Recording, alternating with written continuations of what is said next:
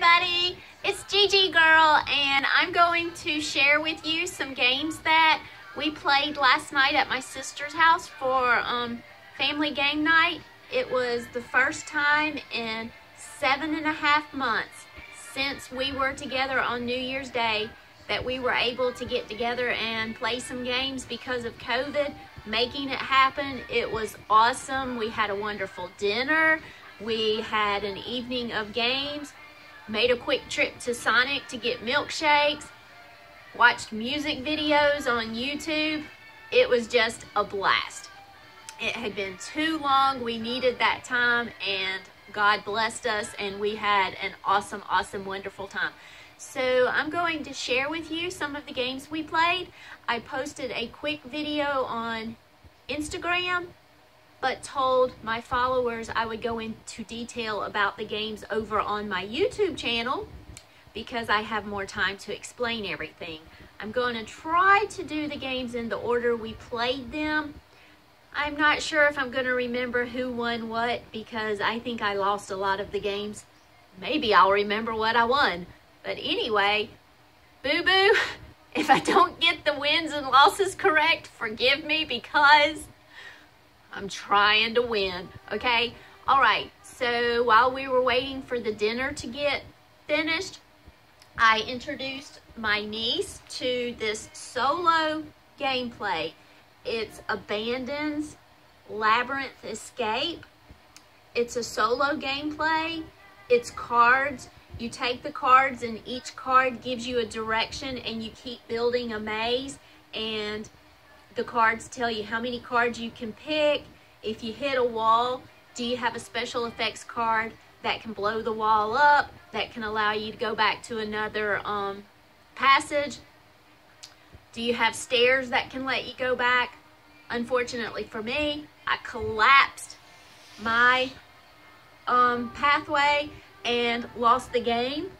I think I had up to 16 cards. The object of the game is to see who can play the most cards, incorporate them into their maze. I got up to 16, but then I collapsed my passageway. So Boo Boo actually won, getting about 4, maybe 6 cards into her maze. So Boo Boo won this game. It's a neat little solo gameplay, and I purchased mine on Amazon, and I am seeing these little solo gameplay boxes out and about at Walgreens and stuff. They're a little expensive, but during this COVID time, it's worth it. So the next game we played, Yam Slam. I introduced this to my daddy several months ago, and he loves it. He loves it. I'm actually probably going to need to order another game and have it sent to my sister's house so that when they get together for game nights, when I'm not there, Daddy will still be able to play it because he just loves this game. Yam Slam is like a spin on Yahtzee, but you don't keep score throughout the game. You score at the end of the game, and you get bonuses. And with this, the point value is all of these chips. So you get a full house, you get 30 points. You get a large straight, you get 50 points. You can also take the large straight if you want to use that as your Yam Slam. A Yam Slam is the same as getting a Yahtzee. But in this one, you get to choose whatever chip you want because the bonus points say if you get 1 of every chip value, there's 7 chip values. If you get 1 of every chip value, you get the golden bonus, which is 30 points or 50. If you get 1 of 6 chip values, so you don't get 1 of them, you get the silver bonus, which I think is 30 or 20 points. I'm not looking at the instructions right now. If you get all of the chips in a stack, which my niece did, if you get all of the chips in the stack, you also get a bonus. And when you get all of the chips in a stack, that means somebody else isn't going to get one of every chip value because somebody else took the entire stack. Katie, for the first time, got all of the chips in one stack. And if you're the player to draw the last chip, you also get a bonus. So those are all the bonus points that are added to the actual value of all the chips you earned during gameplay. It's a fun game. It is so much fun. And if you look, there's some little orange dice. These dice came from my trip to Panama City Beach with my oldest brother, Glenn, last May. And I call them my magic dice. Well, there's this chip, the flush chip, worth 25 points. And that means you got all dice of the same color. So all of your numbers were either red or black. So I can't use my quote magic dice until all of the flush chips are gone because my magic dice are orange, so that would mean I'm getting the same color. So I pull those into play once all the flush chips are gone, and they're my little magic dice. This chip also came from the Panama City Beach Harley Davidson shop when I went with my brother last spring. And I used this chip in the gameplay so that when we're getting to the end of the game, the last of the chips, we move that chip back and forth, whoever's drawing a chip, so that we know who drew the last chip. So you might be saying, why do you need to know who drew the last chip? Well, it's a bonus point, but if you go a complete round and nobody gets to draw a chip, the highest chip still in play gets tossed. So it's possible that somebody drew a last chip, then you had to toss a chip, and you're trying to figure out who drew the last chip before you had to put a chip out of play. So when we get closer to the end of the chips, I just pull in this chip and let it float around to see who gets the last chip drawn. And Katie, aka Boo Boo, she also got that bonus point. So anyway, that's Yam Slam. Really awesome game. I purchased it on Amazon as well.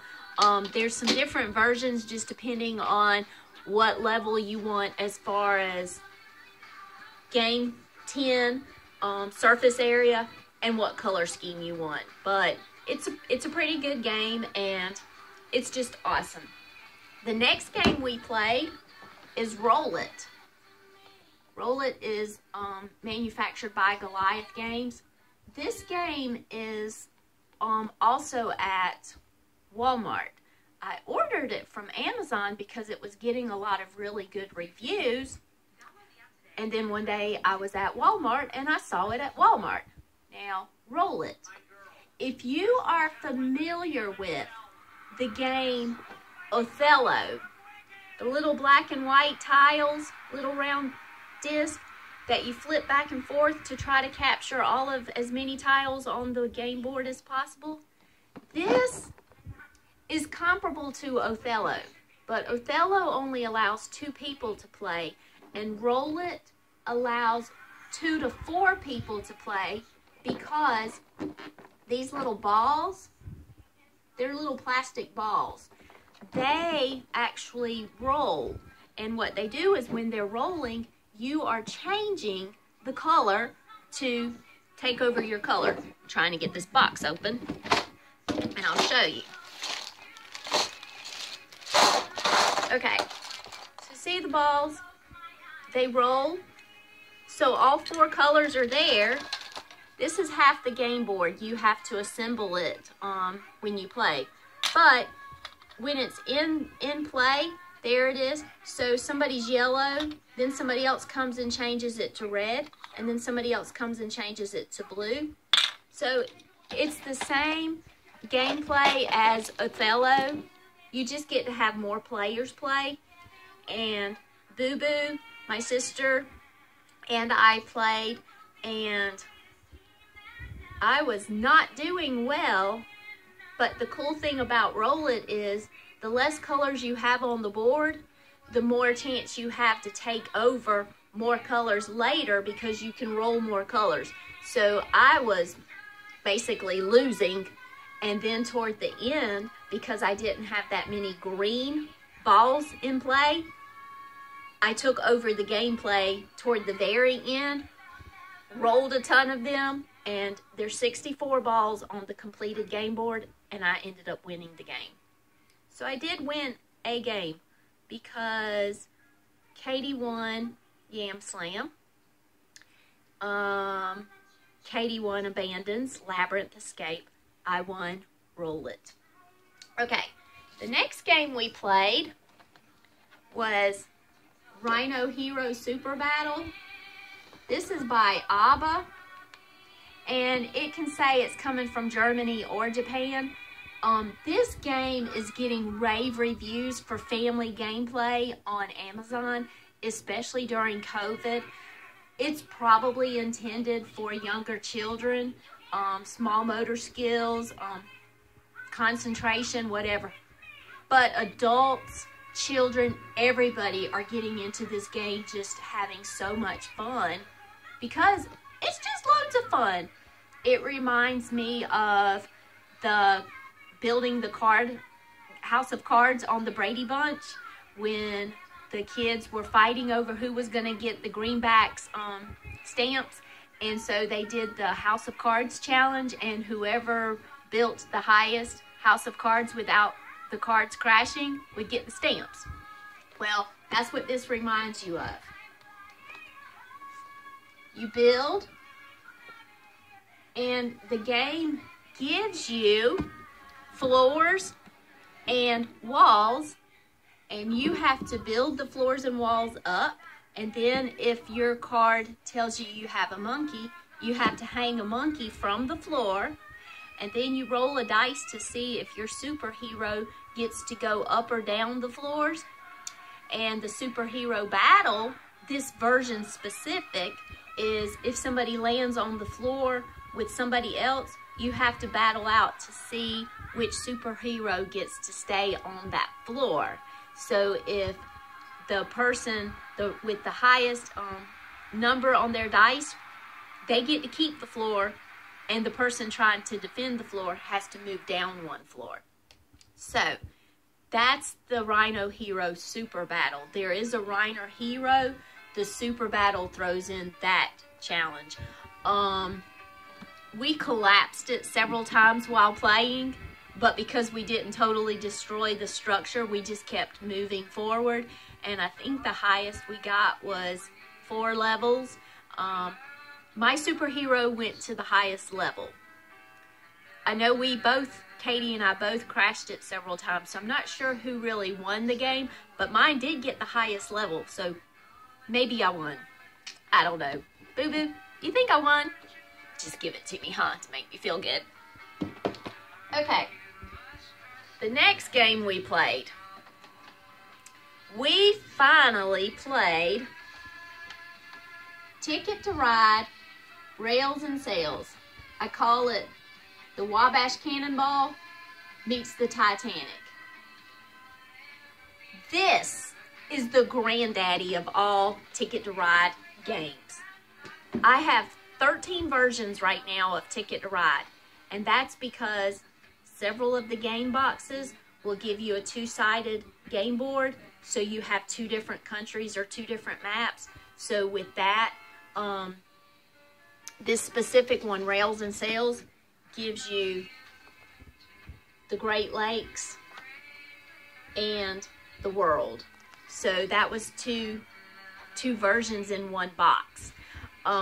Rails&Sails incorporates the traditional trains, and then it adds the ships. And a spin on the Rails&Sails is also that it gives you harbors. Now, Boo Boo and I love the Ticket to Ride games. We love them. We've played, I have 13 versions, and we have now played 12 of the 13 versions. She has not got to play the mini version London with me yet. We've played the mini version New York City, but she has not got to play London with me yet. but we love Ticket to Ride games. And my daddy and my brother Jimmy and my sister-in-law Linda, we play the Ticket to Ride games during the holidays because Daddy is a model railroad enthusiast. So anyway, Rails&Sails, oh my goodness, it is awesome, awesome, awesome. The game board is huge. It's so big, I'm trying to even see if I can get it together because it's so big without having it laying on a table. So we played the Great Lakes. This is the game board. It's 6 pieces that you have to fold out. The graphics are beautiful. Okay, so that's over Green Bay area. The pointer, the counter through 50. Then you travel across the Great Lakes, and we're up near Canada and all that. And then here's your counter points for 51 through 100, and then you just wrap around. And see, there's what I call Titanic. And there's what I call the Wabash Cannonball. This is just an amazing game. Just so amazing. Can't get over the graphics. Okay. This is the Rails&Sails. See those little rounded spots? That means you have to put a ship. And the square spots, the squares, that means you have to put train cars. The anchors, that means you can place a harbor at that port. If it's a, let me see if I can get this positioned better. This means only ships are coming into the area. See? So all of these are ship routes. The anchor means ships and trains can come into the port. So that's why you're allowed to put a harbor, because you can build a train route or a ship route into that city. And then we have there's one more area.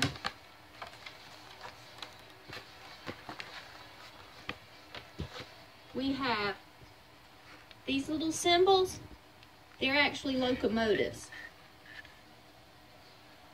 Okay?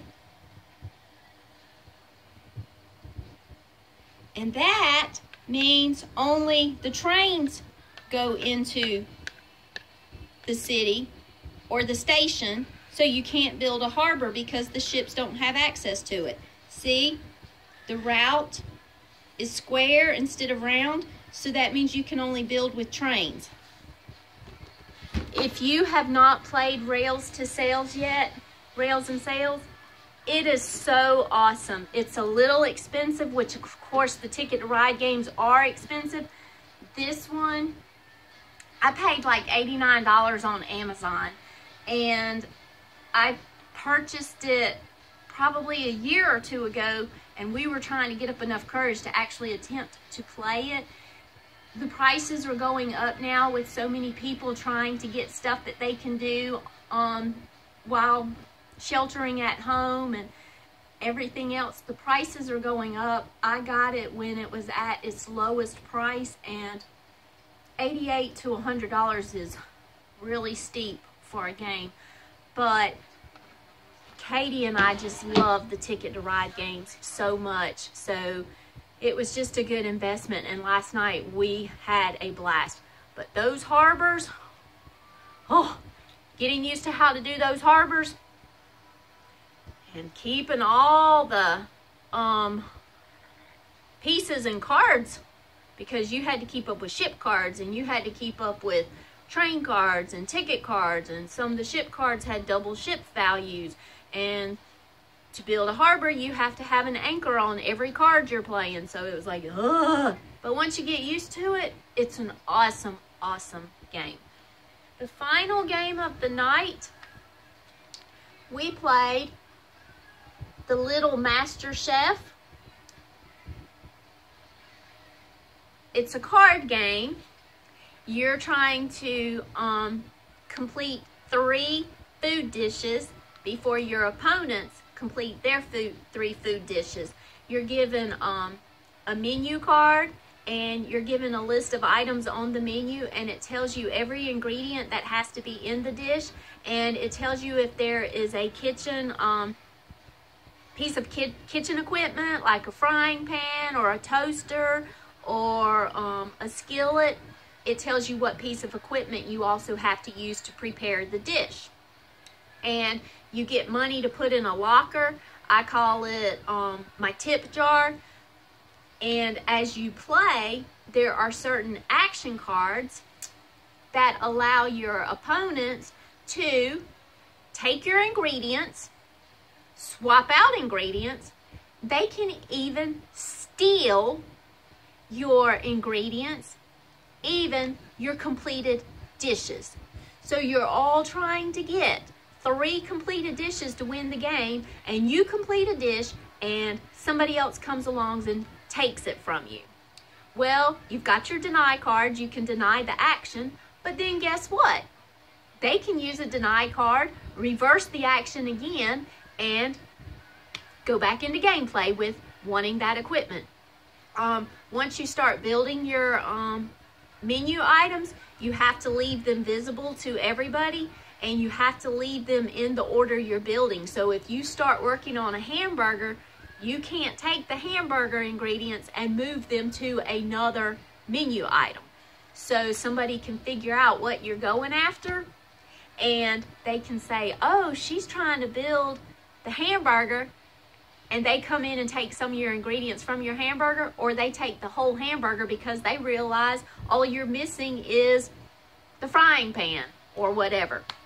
So it was intense playing this. We play it at the office also, and I quit playing it because my coworker was so good and she was stealing my ingredients all the time. I was just getting frustrated. We would play at lunch and they would hear me scream in my office because Jada was taking all my ingredients. So I teach Boo Boo how to play it, and what does she do? She tries to steal my burger. She tries to take my breakfast egg scramble sandwich. She tries to take my kitchen equipment. Everything. And when it was all said and done, I'm just concentrating really hard trying to get my second item on the menu completed, and Boo Boo says, I did this, I did this, I did this. Auntie, I think I won the game. I just taught her how to play, and she won the game. So we had an awesome night playing games, and just to recap everything, we played Rhino Hero Super Battle. We played Roll It. We played Yam Slam. Little Master Chef. Ticket to Ride Rails&Sails. And Abandon's Labyrinth Escape Room. Next up, we're wanting to possibly try out my Grim Masquerade. If anybody has played that, please let me know what you think about it. I also have Master Menu Chef Game, and I also have Disney Villainous, the Purple Edition. So I've got 3 games we have not played yet, and I'm also looking at the Chocolate Factory. So if anybody has played that game, please let me know what you think about it, because I'm interested in the Chocolate Factory. Hope y'all have an awesome day. Hope y'all can make some wonderful memories that are as beautiful as the ones we made last night. Shaybo and Boo Boo, if you watch this video, I just want to tell you how much fun I had last night. I love you both, and I thank God for you. Hugs and kisses to you. Hope you have a grand and glorious day.